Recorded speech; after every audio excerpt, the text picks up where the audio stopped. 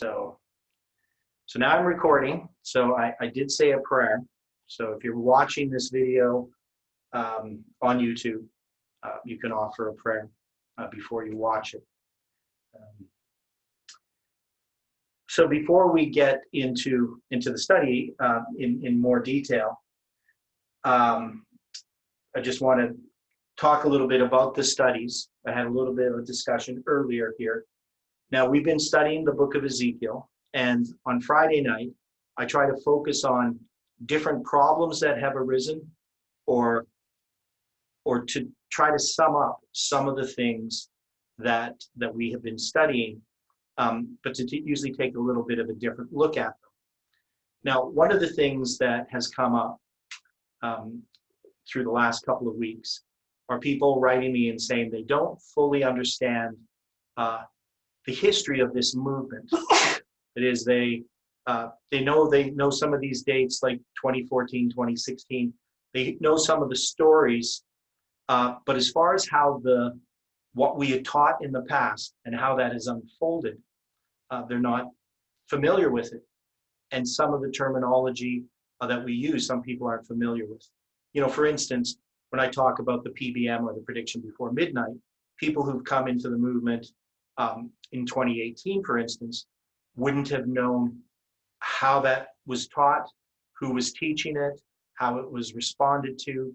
And they might know what I think about it if I've presented it. But there's a lot of history there. But even if you go back before 9/11, Elder Jeff was doing all kinds of presentations. He has his notes in PDF form that he used in his different talks. And many people are not aware of what he was teaching in all the detail and how God was unfolding these things to us. And then after 9/11, when the 2520 became known, we might know some of the stories about it.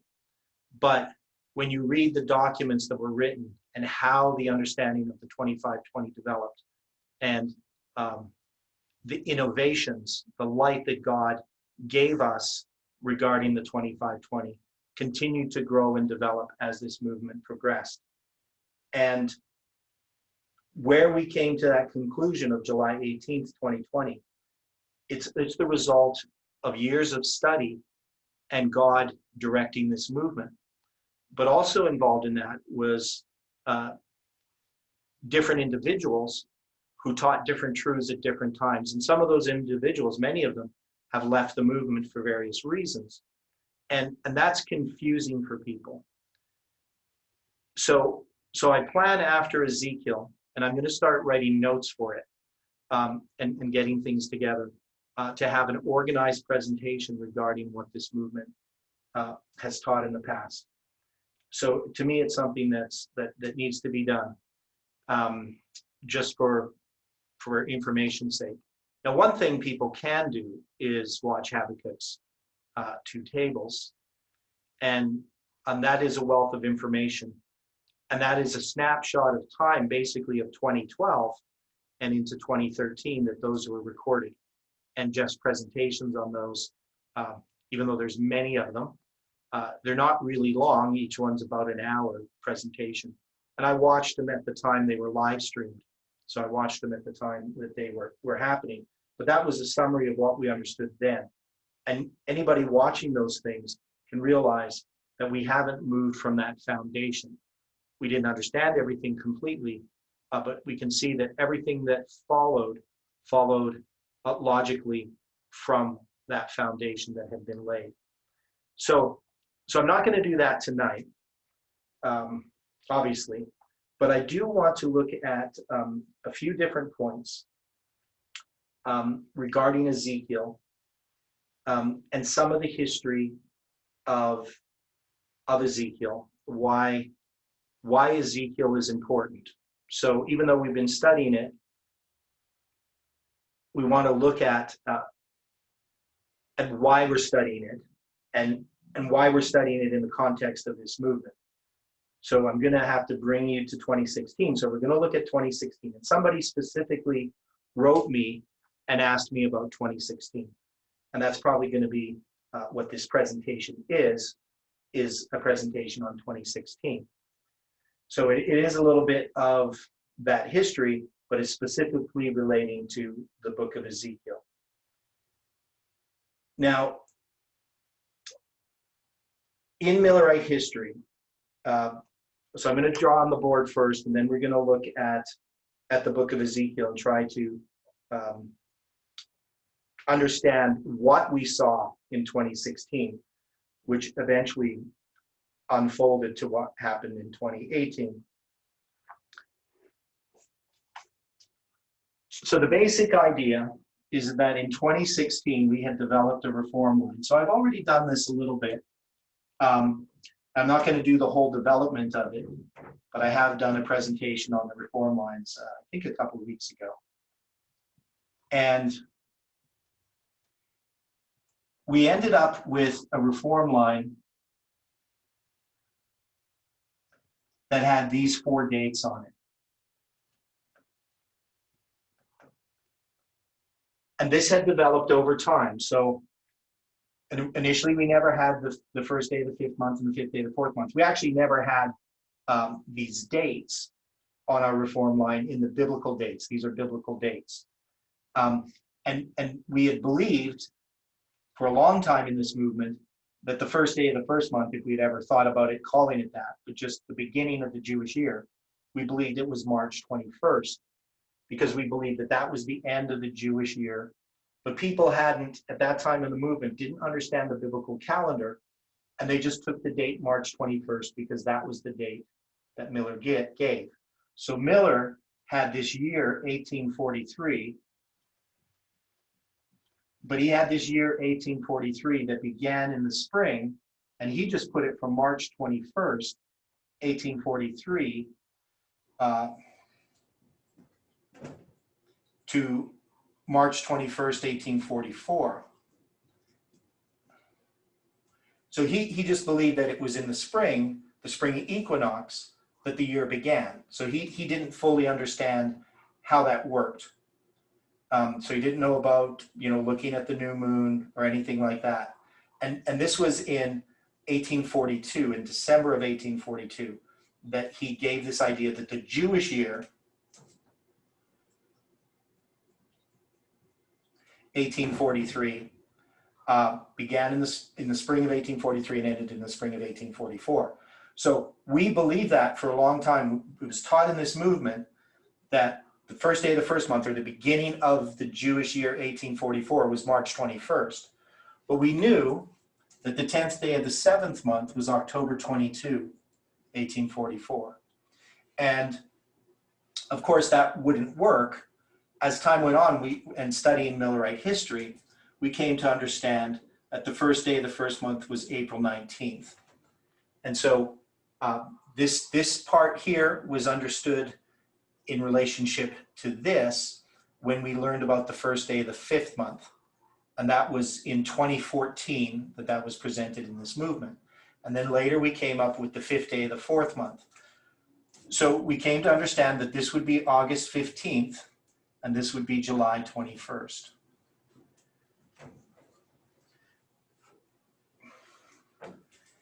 Now, the importance of this, and you can see how closely our movement has followed Millerite history.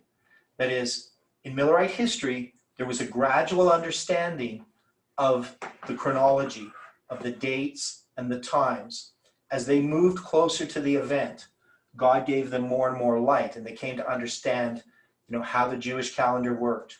Even though they had some of the details wrong, they still got the correct date, October 22nd, 1844, for the 10th day of the 7th month. But they didn't really think about many of these dates. They did think about the Passover, that it would start at sunset on May 1st, so Passover would be May 2nd. But they didn't think about Pentecost. They didn't try to date the first day of the 5th month, for instance, looking at 457 BC. So they didn't have some of the tools that we have, but they just weren't led by God to work out some of those details. God gave them other details that were important to them.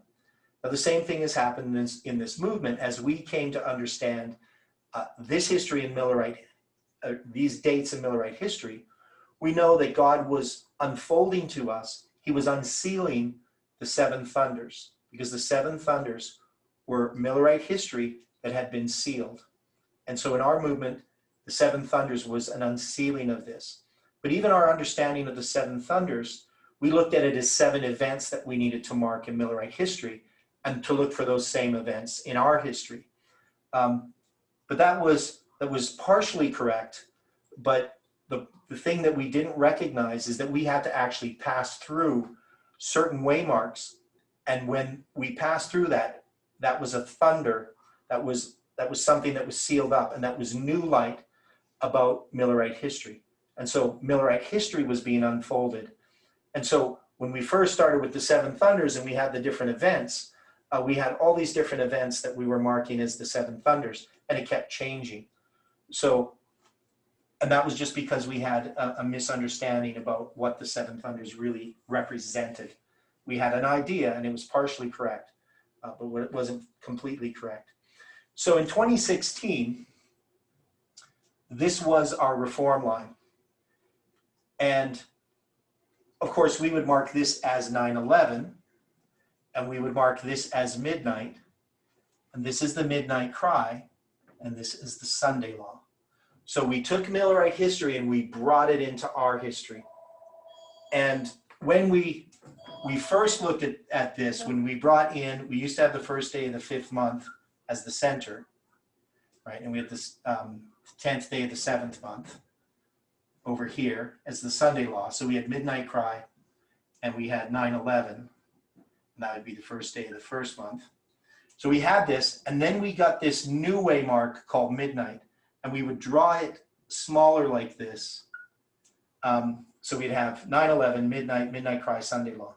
Now in 2016, I ended up, my wife Heidi and I ended up in Arkansas. And Jeff had invited us there to be students. So Stephen Jameson was there, some other people were there. And we were supposed to be studying what was called the binding off in 2016.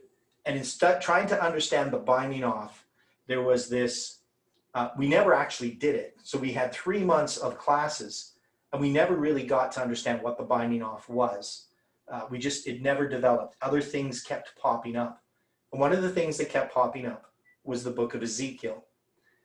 Now, so these 4 waymarks, which we had on the board, and we would draw them, we were trying to deal with this binding off, but we came to understand regarding Ezekiel. So chronology started to become important, partly because I was there in Arkansas, but I was just a student.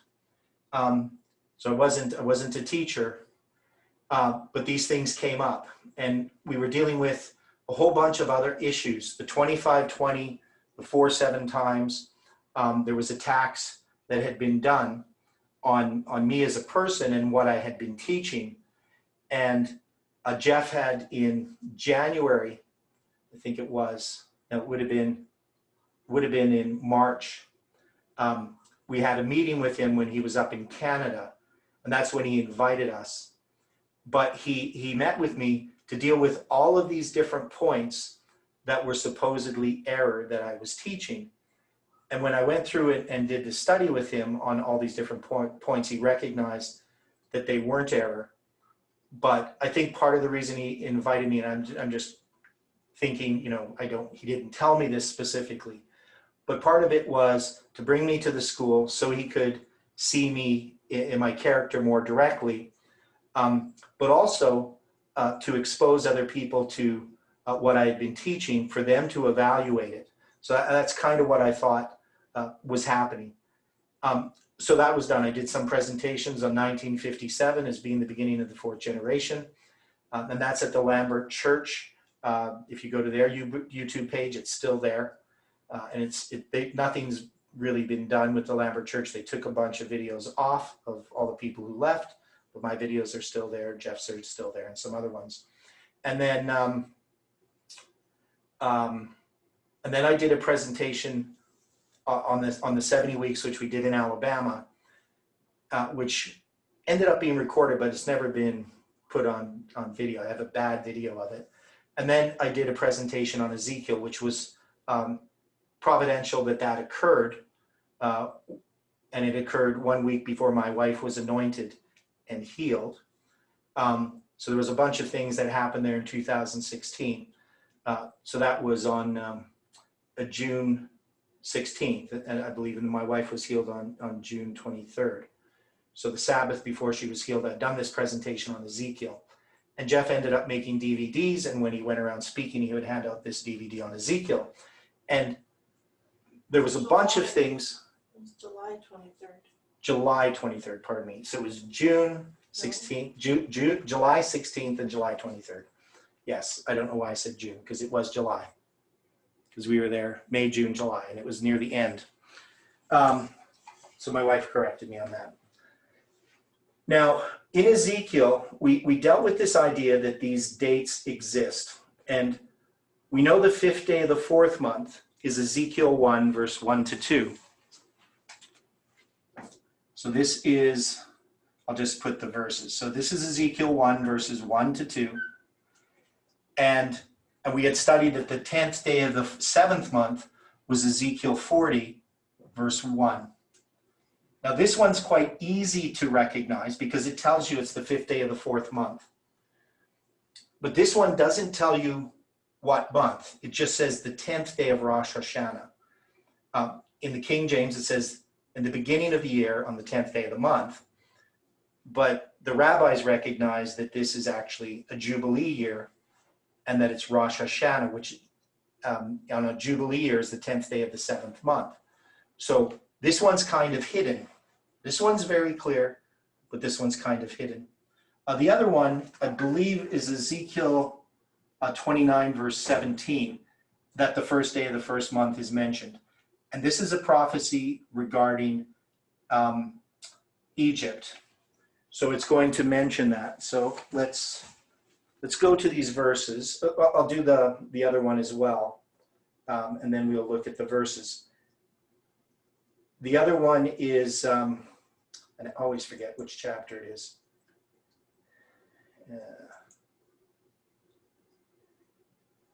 Yes, it's Ezekiel 26, verse 1.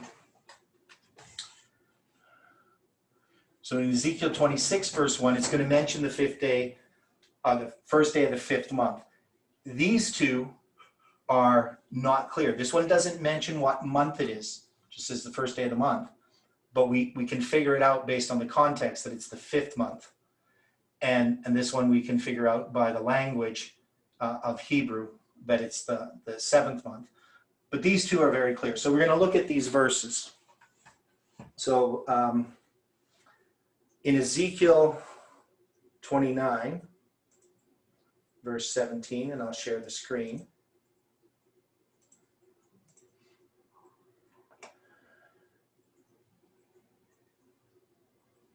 Now, this is actually the prophecy that this date here is the last prophecy that Ezekiel has, but it's not the last one recorded. So chapter 40, verse 1 is the last one recorded, like chronologically in the book, but 29:17 is about 3 years later. So it's or 2 years later. It's in the 7th and 20th year of the 1st month, in the 1st month, in the 1st day of the month, that the word of the Lord came unto me, saying. And this is going to be about this Nebuchadnezzar being paid for his service against Tyrus, and he's going to be given Egypt as his wages. This is a very profound prophecy, and it's something that we definitely, when we get there, we're going to spend a lot of time on. We're going to spend a lot of time on understanding these chapters, 26, 27, 28, 29.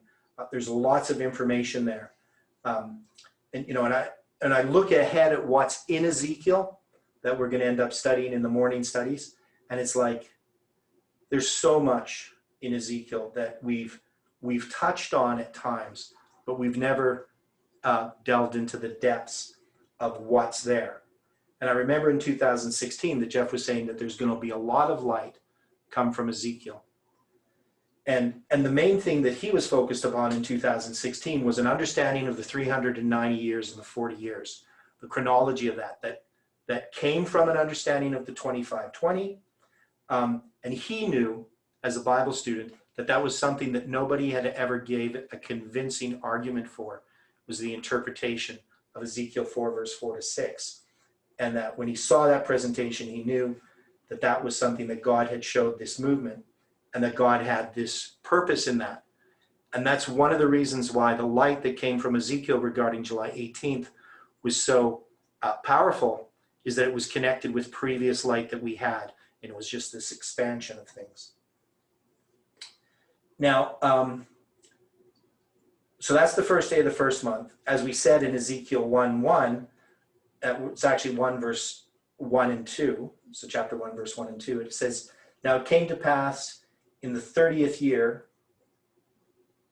in the 5th day of the month, or in the 4th month, in the 5th day of the month, as I was among the captives by the river of Kibar, that the heavens were opened, and I saw visions of God in the 5th day of the month, which was the 5th year of Jehoiachin's captivity."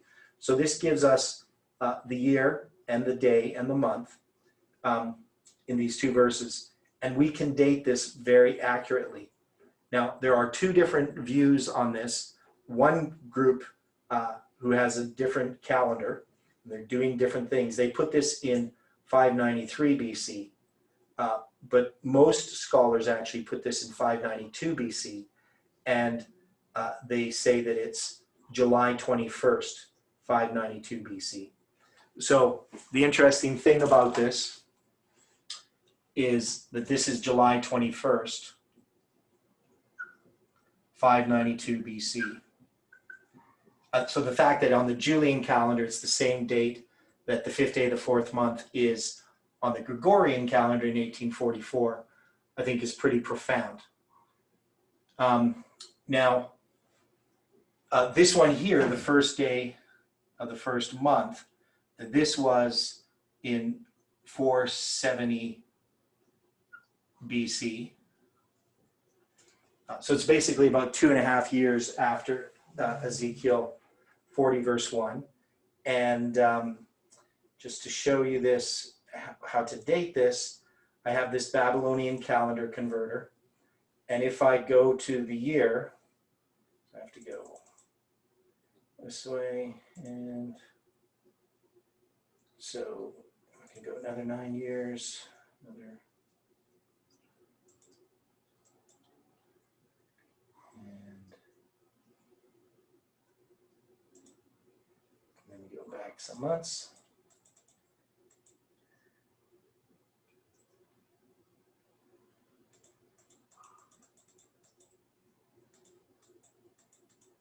Oops, I'm going the wrong way.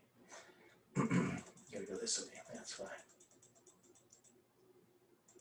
It's the 10th month, the 11th, 12th, and there's the first month.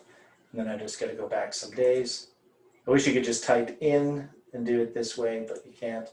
So the first day of the first month in 570 BC is April 16th. So that would be the date here, April 16th. So I already got the first day of the first month up there. We just put it here, April 16th, 470, I put 470, it's 570 BC. So that's Ezekiel 29:17, Ezekiel 1 verse 1 and 2. And then we have, this one here is October 22nd in 573 BC. So this is 19 years after this. So this, and that's why the first day of the first month in 592 BC is April 19th, and the first day of the first month in 573 BC is also the first day of the first month. So that's why these dates line up with Millerite history, because the years start on the same date on the Julian and here the Gregorian. Now this one here as we talked about, the 26th day of the first month. We'll look at this one.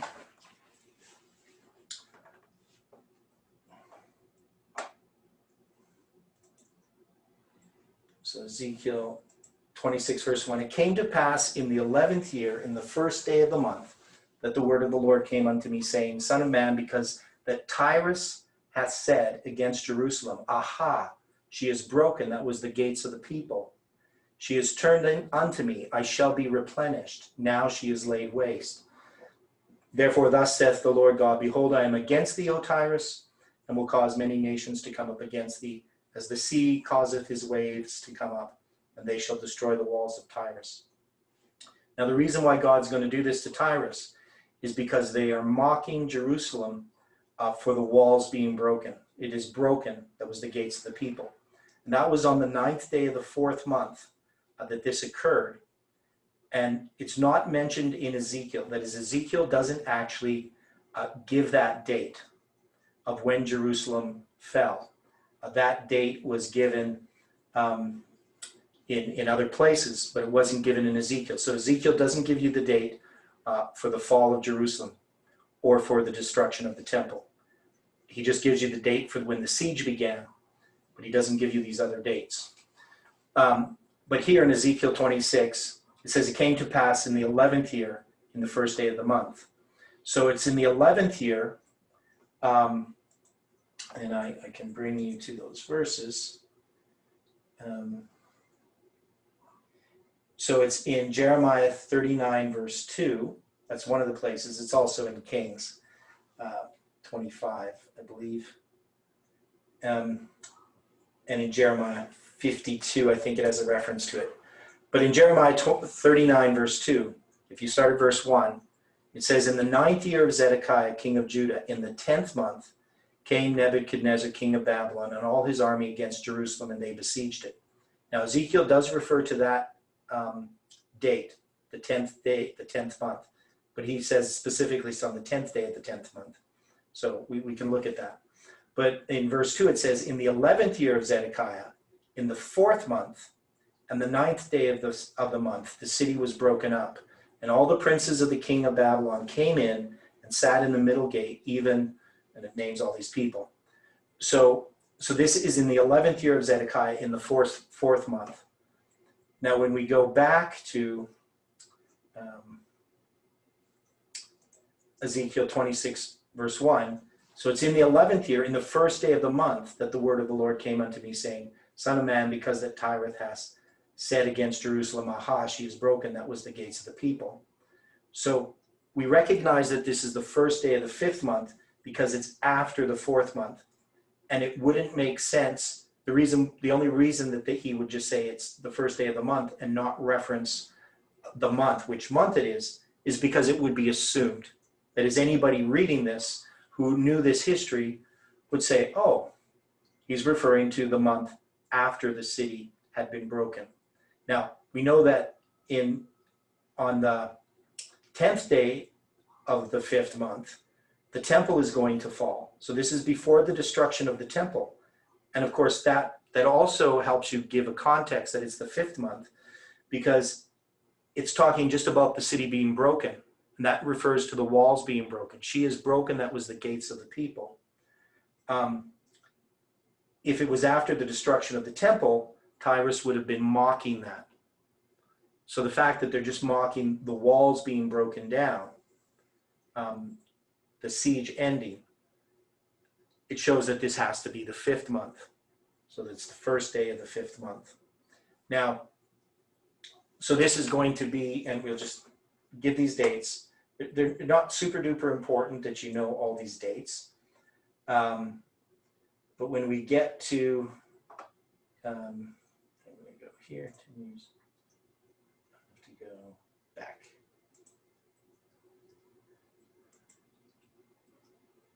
Oh, I'm going the wrong way. That's why.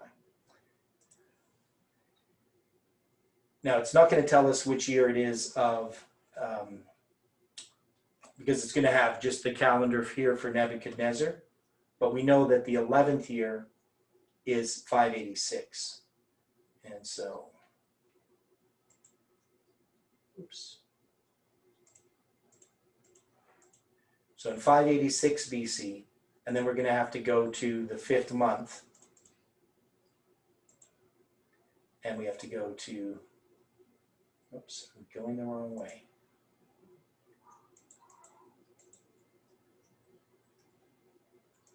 I went too far. There we are. So the 5th month is Av, or Abu in Babylonian, and we just want to go to the first day. So that says it's going to be August 8th, 586 BC.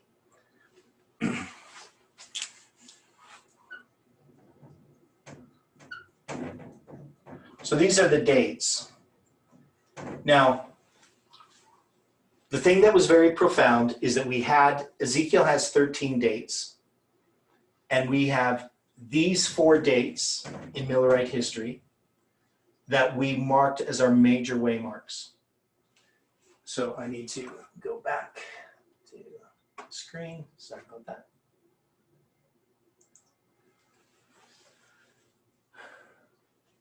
So this was very profound, and if you think about it, here we have these waymarks, and we're studying to try to understand what is truth.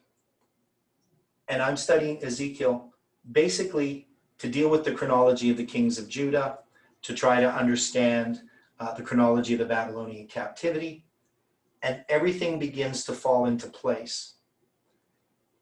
But we end up with these 4 dates, which we mark, and we can see that these 4 dates are in Ezekiel. So the chances that Ezekiel is going to have the 4 dates that we have as our main waymark is not very likely. I think it was 5.8 times 10 to the power of 6 or something, that you would have 13 dates. Just if you picked, if you chose 4 dates, and then you took 13 other dates at random, and that those 13 dates would have all of those 4 dates that you started with, that would be the chance. So something like 5.6 or something like that to the power of 6. So it's you got 6 zeros, so it's like 5.6 billion to 1 chances.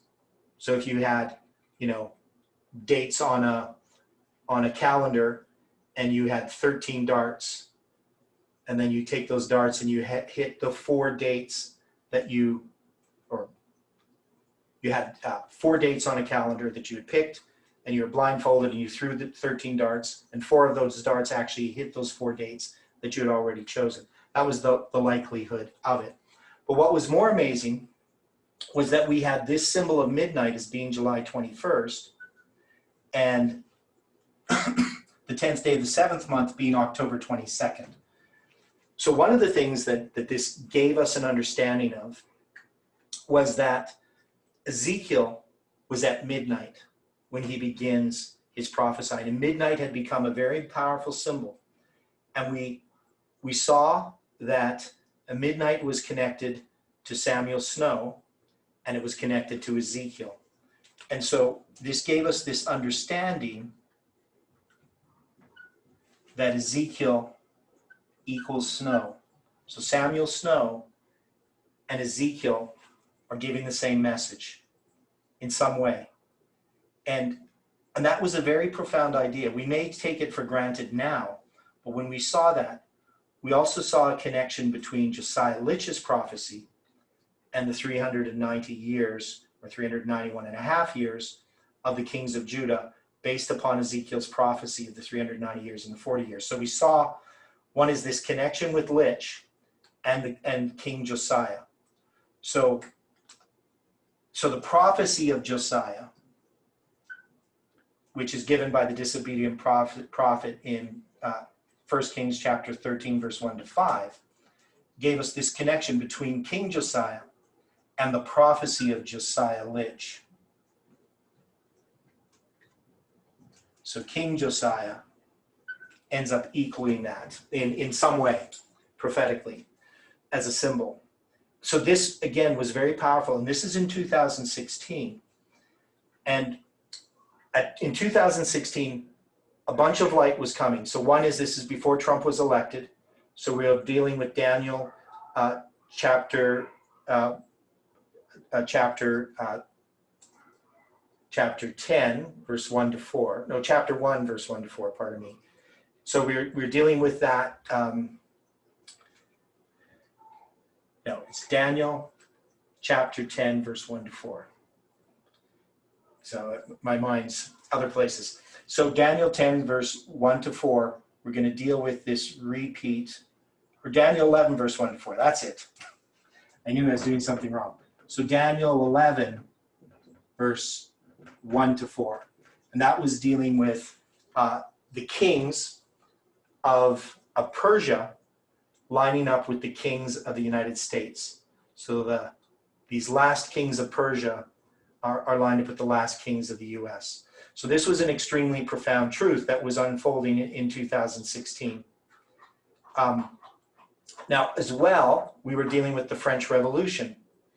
So Elder Jeff was dealing with that history as well. And this was right after we had all this light in July on Ezekiel, even before we had left Arkansas, because we left at the beginning of April, the beginning of August. Jeff was already studying the French Revolution and saw this connection between the French Revolution. So a whole bunch of light expanded on paralleling Donald Trump and the history of the United States with the French Revolution. So all this light was coming, and it was almost coming too fast. That is, we didn't understand the lines completely yet. The priests and Levites idea had not developed. Even though we had some ideas about it, it wasn't developed as lines. So there was a bunch of things that were happening. And this got put on the back burner because of all these other things that were happening. Plus, there was also the group from Alabama. Some of the group from Alabama left the movement because two of them were students there. And they were connected with Mark Bruce, who had also left the movement. And in a sense, they were kind of like, and I don't know all the things, so when I say things, I'm not trying to say anything about persons' characters, but they definitely knew that they were following Mark and trying to put his ideas out there, and they were doing it in a way that wasn't open. Now, how everything was dealt with, those are different people have different views about what was done and how it was done. But what we do know is that distractions kept coming in. People kept coming in with ideas and with hidden agendas, which is not how we should do things. Everything, we should always be as open as the day. We should always be very clear. Our yes needs to be yes and our no needs to be no. And we can't use deceit or deception. So that was happening in movement, and this kept railroading what was happening. The other thing is, just on a personal level, I was being attacked, and I'd been attacked ever since I had presented anything in the movement. There was always this attack that was done behind the scenes. So people didn't come to me and talk to me and share what they thought was wrong with what I was teaching. Instead, they would share with other people. And when people would say, well, why don't you go to Theodore and talk to him? They wouldn't do it. So it was more ad hominem attacks rather than actually dealing with what I was teaching. And often they were distorting it. And we saw that people did this with this movement on the outside, but people within the movement were doing that to members within the movement. And so from a personal point of view, it doesn't matter to me. But I knew that if something is true, God will always defend it. So I never had to feel like I had to do something to bring about justice in some way about what was being done. I just knew that you wait on the Lord and God's going to take care of things. And that even if something's true, doesn't mean it has to be understood by everyone else. We may think that just because we understand something and we believe it to be true, that everybody has to accept it. And that's not the case. God has a time when something that is true needs to be understood. It needs to be present truth. And that's his timetable, not ours. And God can sometimes give people light, but it's not the time for that light to be understood. So I knew that. And so it wasn't really that concerned. And I didn't have any personal ambitions So it didn't really matter to me that people thought this about me, the different things that went around. I didn't have to go and to try to defend myself. But I did think that when Jeff questioned me about these things, I definitely could write what I thought about it and share what I thought. But it wasn't really a personal issue for me. But other people were trying to make it a personal issue. So this is in 2016. Now, in trying to understand Ezekiel, what we've been doing is that, so I'm going to give a summary of what we've come to understand. So one is we see that Ezekiel is addressing chronology, and that Ezekiel is snow, and that Ezekiel is making a prediction, and that prediction is connected to the prophecy of Josiah. And we see that snow is making a prediction, and his prediction is connected to Josiah Litch's prophecy because it's based upon the year-day principle. And actually the year-day principle becomes the main point of Ezekiel's prophecy, and the year-day principle is the main point of Josiah Litch's prophecy. It affirmed the year-day principle. So we could see that there was a connection between Ezekiel and snow. And then we have to look at our time of what was happening. Now, at that time in 2016, we had already, 4 years before that, condemned time setting. And it's something I've always been against. Early in my Adventist experience, I had friends who were setting dates using the Jubilee cycle. It's called the 1987 Jubilee. And I continued to study with those friends. And I didn't accept time setting. It would seem very clear to me that we couldn't predict these events that they were talking about. So when time setting came in 2018, I'm not a person who's interested in time setting. And I didn't accept the arguments that were being put forward to why we could time set. I used a different set of arguments. I didn't use the dispensational argument. I used the argument that we're not setting dates for any of the events connected with the second coming of Christ. That is, we weren't predicting the close of probation or the second coming or the loud cry or the latter rain on the big line, but that we were doing this within our own movement on a typical line.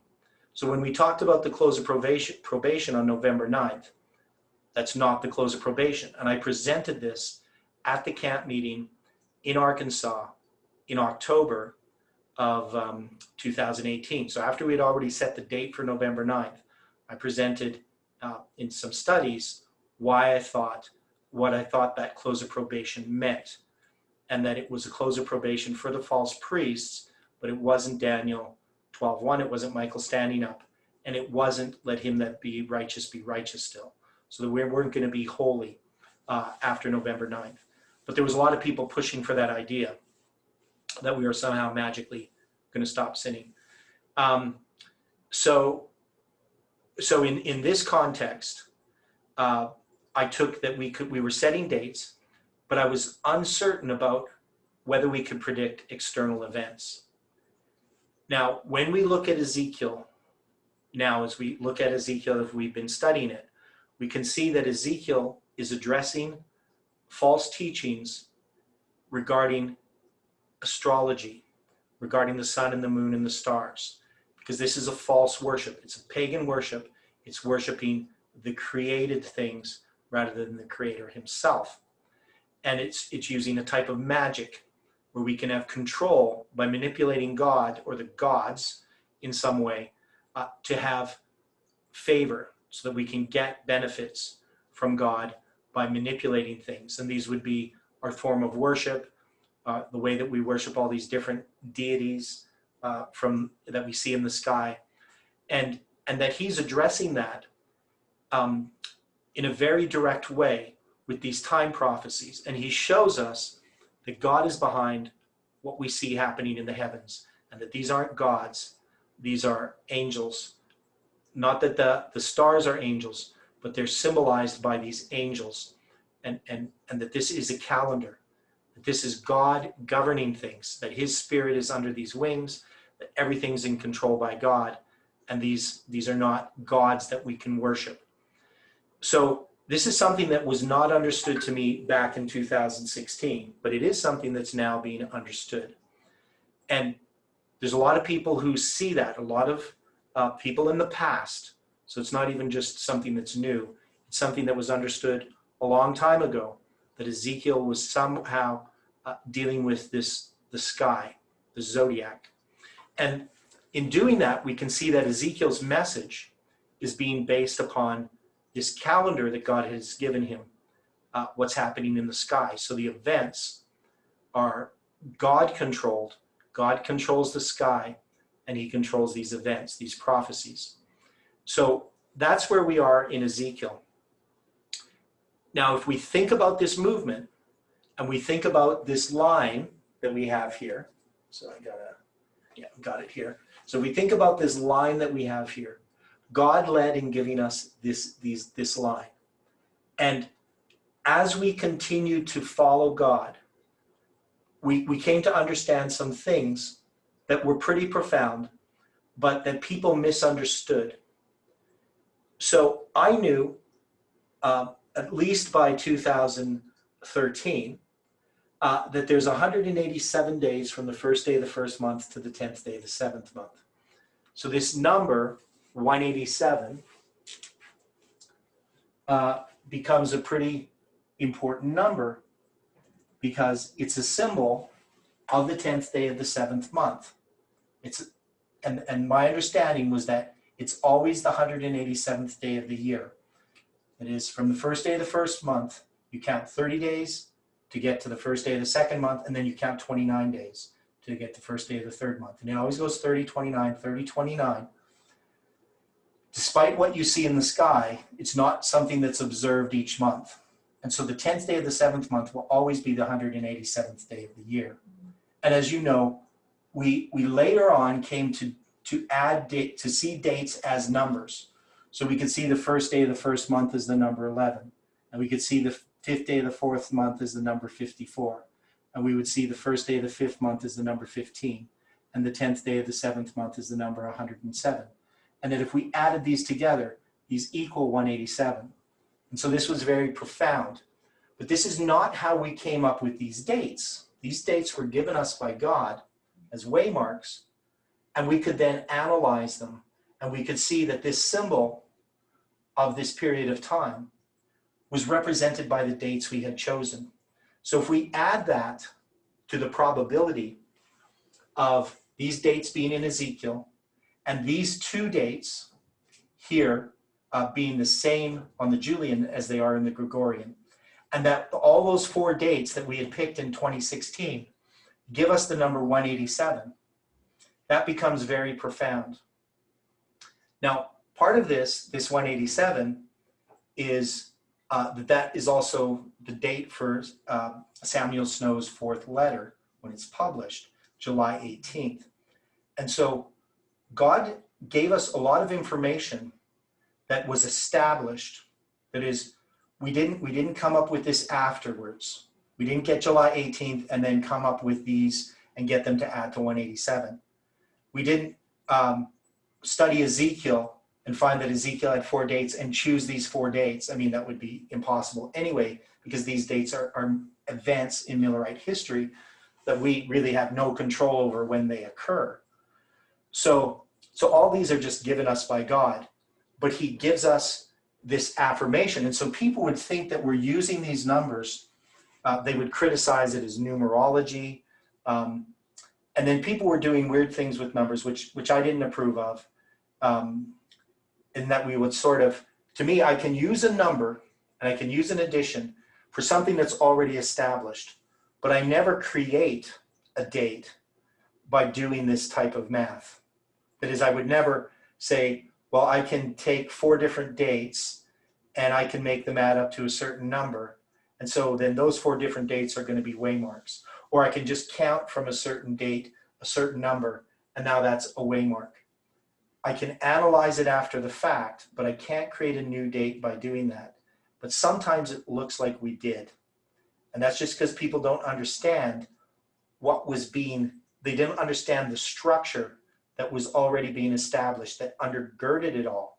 So that when we would look at some date, we would just think, oh, you just added up these dates. And I remember seeing Parminder present the July 18th, where he did that. He just said, they take this date and this date, and they add them up, and they equal 187. So that's why they chose July 18th.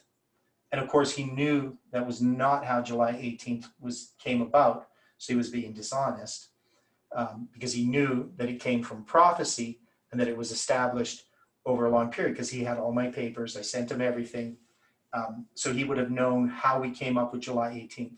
But he had to present it in a way that we had, you could see us presenting it that way. If you didn't understand, you would see us doing some math and think, oh, that's how they came up with this date. And of course, that was just not true. So when we're going through Ezekiel now, we're learning a lot of stuff. So let's put it that way. We're learning a lot of things. And I know that not everybody's watched all the presentations on Ezekiel. But what has impressed you the most is the significance of what we're finding so far in Ezekiel. So I'm going to ask you some questions of just people, if they have something that they've learned from Ezekiel that to them seems very profound, that they wouldn't have understood except of the way that we've gone through Ezekiel so far to chapter 10. So we're, not a quarter of the way through yet after 3 weeks. So any comments on that?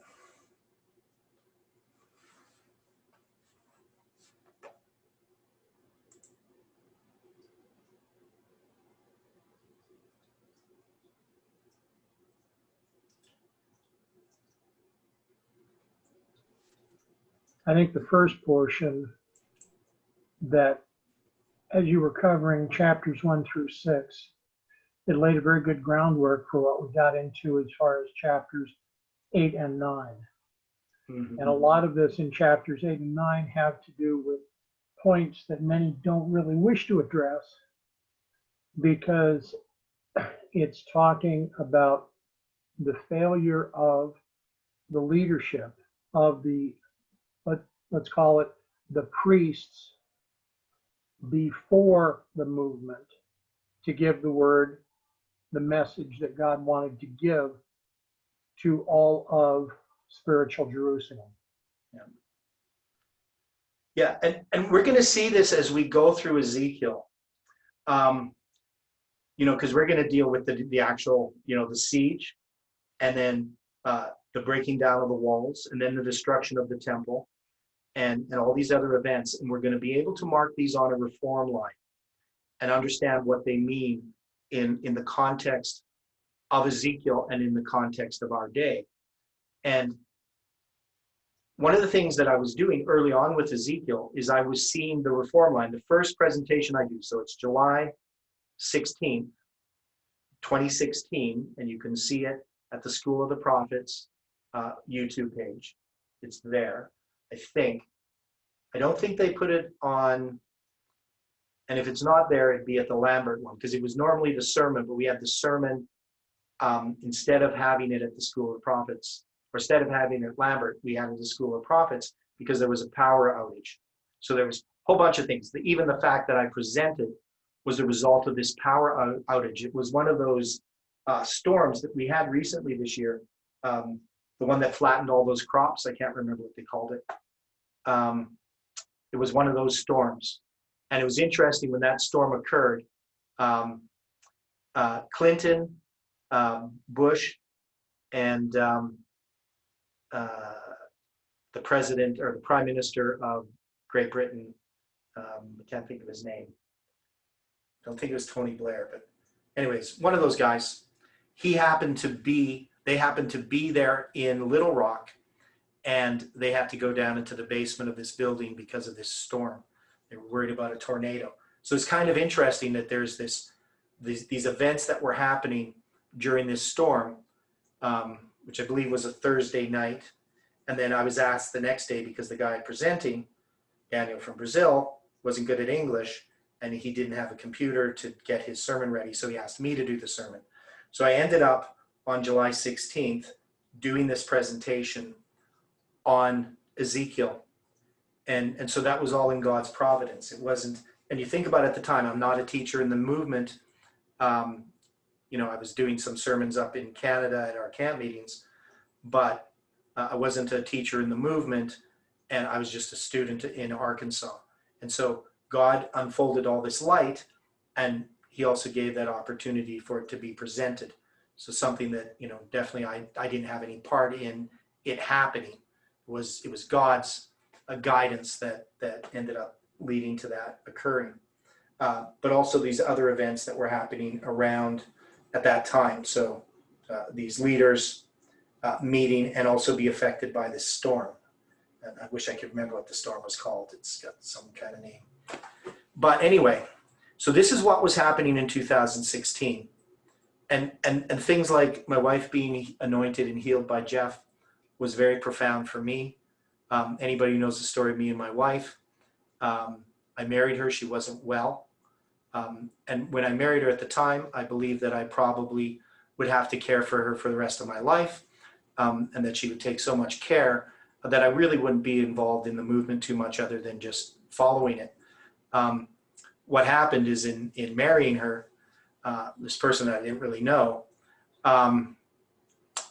it gave me more time to study. So all the chronology, because I had to care for her all the time, wasn't working 75 hours a week anymore.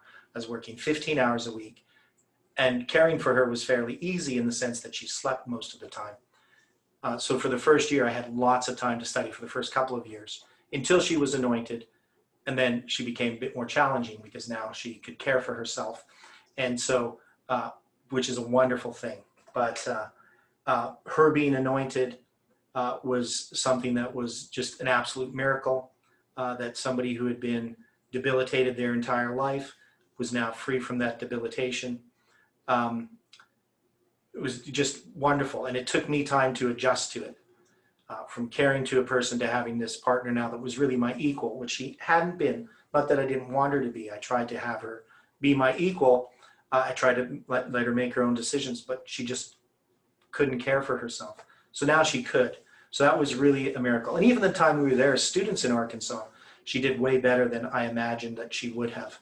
It was a struggle for her. Every day was a struggle. But I bring that up because 2016 was something that was led by God. There was just a lot of things happening, but we could see also that Satan was coming in.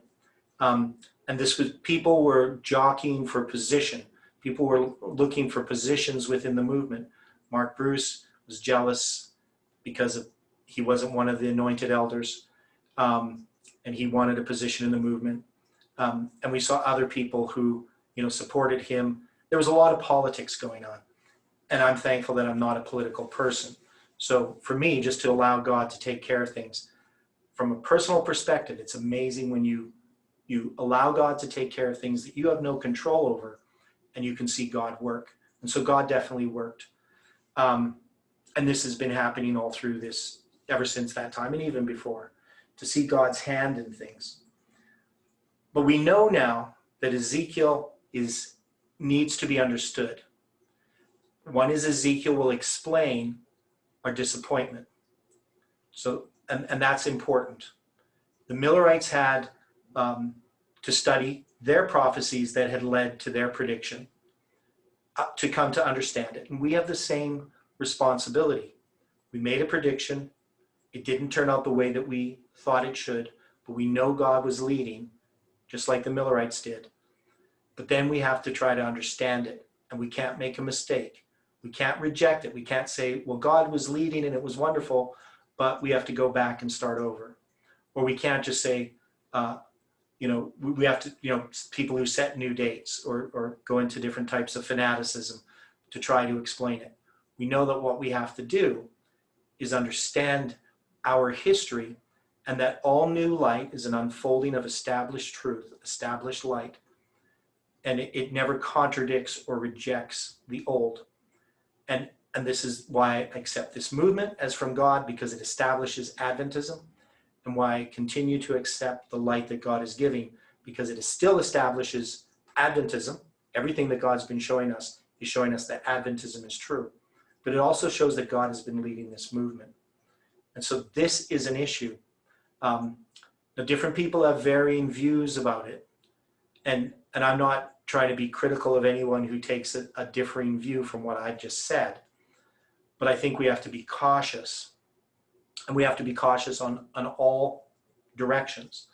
And the only way that we can really know is if we understand the past.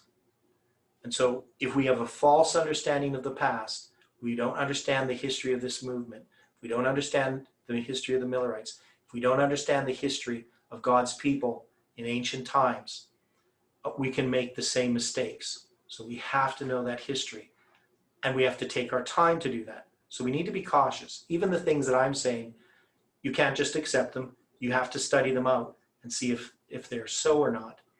And that's a responsibility given to each of us to do. Nobody can do it for you. So what I'm trying to do is to give people this opportunity, to give them some of the tools to look at these things that God has shown. But I'm not here as an authority. I'm not always right. And this movement is never always right about everything. That is, it's an unfolding of light.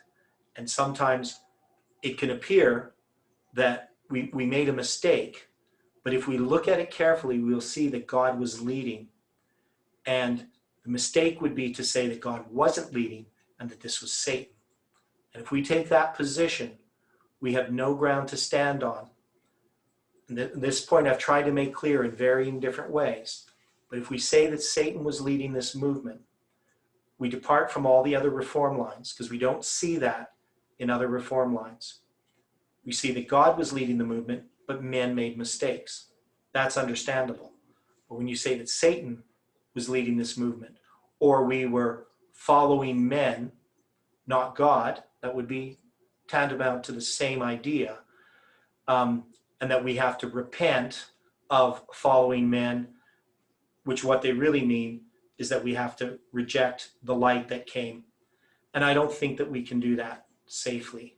I think if we're going to reject something, it has to be on a basis of understanding Scripture and understanding how God leads.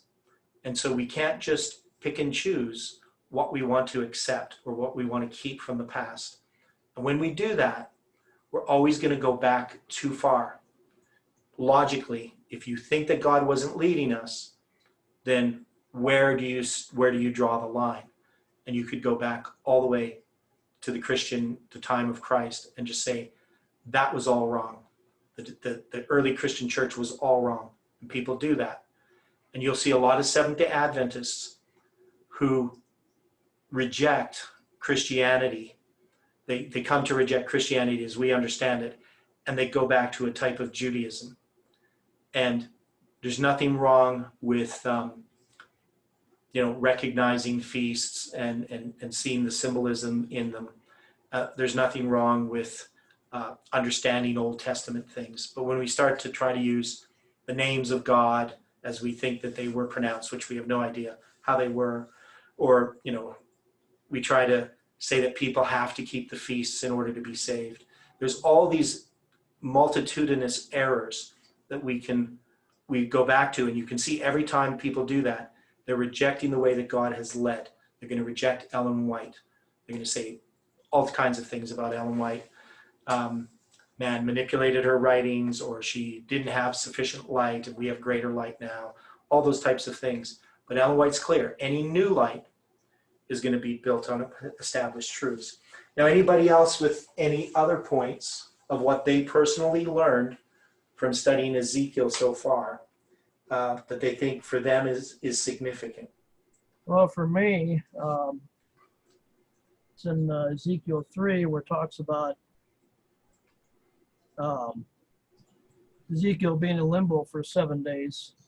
Mm-hmm. I can see how that parallels us in every reformatory movement. Yes.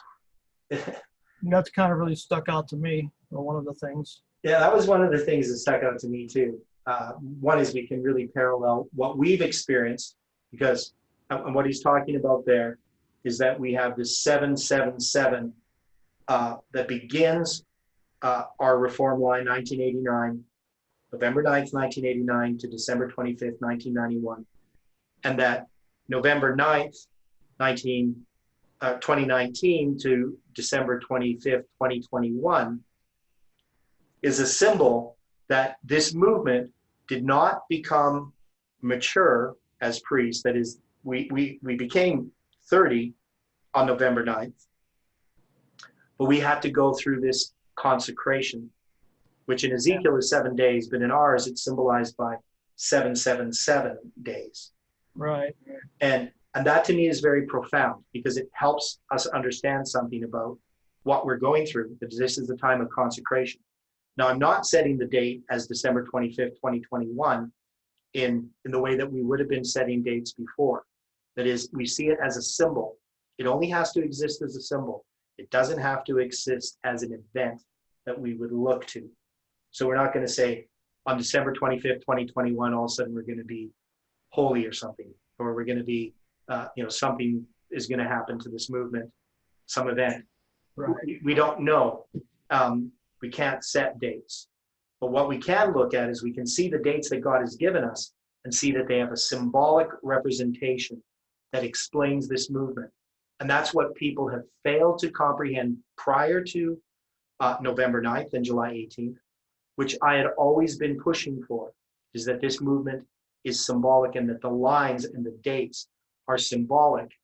But I also believe that it was possible that they could be connected to external events, but I had no evidence that was true. As we approached July 18th, I became more and more convinced, because of all the evidence that was being presented, that it was very likely that we would have the event, that it was much more likely that Nashville was going to be hit by nuclear attack, in my mind, based on the evidence. But I also clearly showed that it could be that we're wrong about the event, but it wouldn't affect what God has showed us. So I presented that on July 17th. But I'd also presented it for a long time before. It's just I felt that on July 17th, I needed to make this clear, not as a way out, as if the event didn't occur, but I knew that God had been showing us this chiasm, and that the structure showed dates that had been predicted by different people in different movements that didn't occur. The event did not occur, but the chronology was correct. So that to me was important. Any other person on things that they've learned from Ezekiel so far that they think are profound, or something that just strikes them as something they didn't know or they see as important? And thanks for that, for those comments so far.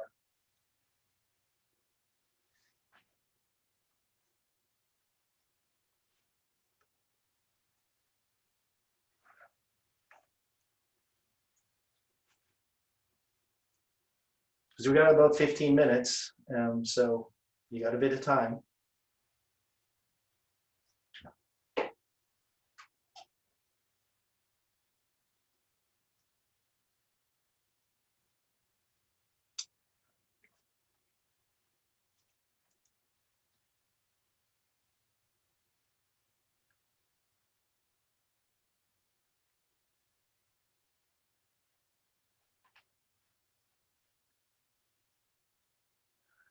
Okay, Angela, can you explain your comment there about the whirlwind?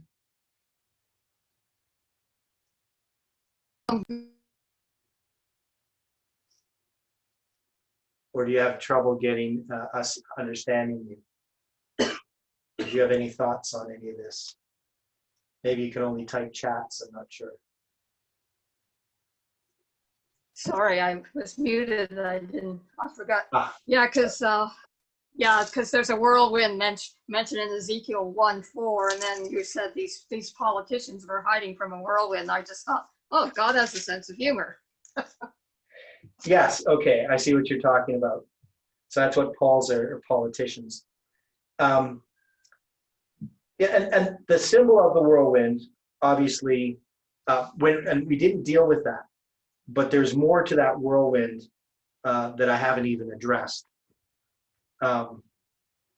which I probably should have. I should have done that, but I haven't. So I might come back to some of these points later on, because they're going to show up again in Ezekiel.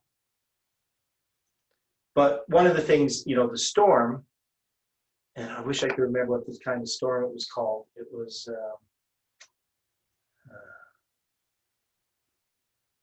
I just can't remember the name because it's just a name I'd never heard before. So, but they happen occasionally in the United States. And I think about this in a particular way. I was involved when I was 20, would have been 23, and I had moved to the self-supporting work. And actually, we hadn't even moved yet. It was just the first day that we were there to go to the self-supporting school in British Columbia called Silver Hills. And so the first day that we were there was a storm, and this storm knocked down about 100,000 board feet of timber around the property. So it was, and we spent the next 2 years while I was there sawing it up in the sawmill. So it was really interesting to see, like how storms have had this impact upon me. Of course, that's a storm. But it was just that it was the first day that we were there that we had this storm, and it was something they had never seen before in this area. So it wasn't something that occurs occasionally. They'd never, and some of the people there had lived in that area for 80 years, and they said they never saw a storm like that in the mountains there. So it's pretty interesting, how God has used these events to direct His will, and so we can see that God is in control, not just of the heavens and the time clock. He's in control of the weather. He's in control of these events that just seem, from our perspective, to be random, but they have purposes. And so God has His providence. Now, any other thoughts by anyone on this, on all the things we've learned from Ezekiel so far? I think it's interesting how you said it's to do with the zodiac signs. Okay. Like it's like a calendar. I Yeah. hadn't thought of that before. Yeah, and I mean, I did present it back in 2018, in November of 2018, after we had figured out the July 18th prediction. I presented that in a sermon at Lambert Church, which is still there. But I never developed it beyond that, and I didn't understand it, obviously, in as much detail as we're understanding it now. And in seeing this, one is we see it's an attack upon the false gods that are this nature worship. But we can also see that that God is using this chronology to guide Ezekiel, and that it definitely is what our movement is about. So when we deal with calendars, calendars are an abstract representation of the sky. Now, in the past, they used to draw, as I said, in Egypt, they would draw their various gods at different sizes in different locations, and you could then determine a date, because this was representing the sky at the time that Pharaoh died. And so, that's it's abstract, but it's a representation of a date. But now we have calendars that we use numbers. We number the months and we number the days within the month. And that's how we do it. But it's still a representation of the sky. That is, if you have a solar calendar, you can tell when the equinox is, something that's connected to the sun. You can tell when the seasons are, because March 20th or 21st is going to be around the equinox, right? So you can know that it's connected with that. Or if you have a solar lunar calendar, you can know when the months are going to occur, because that calendar is connected with the months. Or something like the Egyptian calendar uses the rising of the Sothic star. So different calendars can tell us these types of things. They can tell us about the seasons. They can tell us about what's happening in the sky. And the more these calendars are connected with the various symbols, we can determine a lot. So one of the things that we did with Ezekiel, or with Josiah Litch's prophecy, is we dealt with this 391 years. And it was extremely profound to know that from the beginning of that 391 years to the end, you have the sky. Certain aspects of the sky are going to repeat, and that would be the lunar eclipses. Would you create a repeating cycle of the lunar eclipses, which is very accurate within a number of minutes, which is very profound. That is symbolized by a month, a day, and a year in prophetic time, represents 391 years, and it represents the cycle of the ecliptic. And we have all these other things within the Jewish calendar that are symbols of the precession of the equinoxes, which is 25,920 years, which is the same number of parts, is 25,920 parts within a day on the Jewish reckoning. So there's all these connections that are so profound in that way. So anyone else? Jeff, you had a comment? Was it you? Somebody talked. Okay, looks like your mic's off.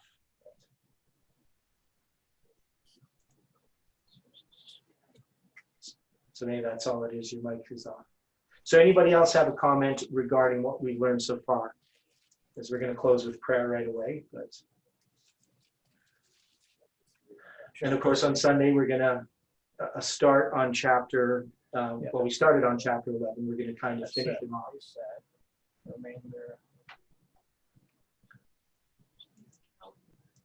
off. Kelly, is that you? You know, that time of limbo. No, I think it's Jeff. I'm just going to. We're in that time of limbo. I can kind of see how at this point. I'm having trouble hearing. Right through that sense of limbo, and that cycles, you know, every 420 movement. Yeah. We've been in that. Yeah, so we can see that God, all these different things. I didn't catch everything you said there. I think that was Kelly. But I do appreciate, the participation that we're having. Now, I have said that I want to give people an opportunity to present. And now I haven't done it in the 3 weeks so far that we've been studying Ezekiel, but I do have some plans. And we're going to be writing individual people and ask if they can present some of the things that they've asked questions about and so forth. So we're going to get into that. Right now, I'm going to be moving, not very far, about 20 yards from where I live, but it's going to take a bit of time. So it's going to slow me down I'm a bit as far as my study, but we're going to keep the studies going. But it would be helpful if I can give some assignments to people for some of these. So I know I have some plans for Dwight to present some things, and some other people I'm going to ask as well. So as we go through this study, I want it to be more of a group study. And I think that as we start laying this foundation, I think it'll be easier for people to do that. So let's close with prayer.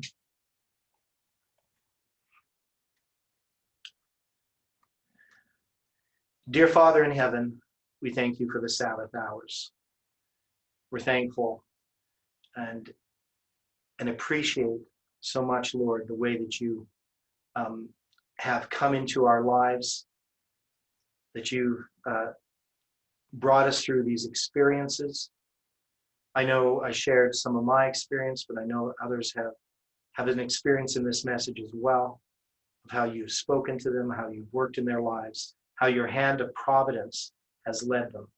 And I ask, Lord, that you can help us to think about those things, especially on the Sabbath, but any time of discouragement, that we can think back on how you led in our lives. We know, Lord, that there's many people we care for who are struggling in various ways, people in this movement who are uncertain. We just ask that you can speak to their hearts. We pray for this Sabbath that it can be a blessing. We have no idea, at least I have no idea who's going to be speaking in Arkansas and how things are going there. I haven't heard any word, but I just ask, Lord, that you can lead and that you can give light from Arkansas as well, and that you can work in the lives of the people there, that you can help them with their particular struggles. And we leave all these things in your care. We know, Lord, that we have no control over anything other than our relationship with you and the decisions we make each day. And help us to trust that you are going to take care of everything that needs to be taken care of, and that we have to do the part that you've given us to do, the little things. So we leave all things in your hands. We pray for each person, and we ask that you can bring us together again to study your word. In Jesus' name we pray. Amen.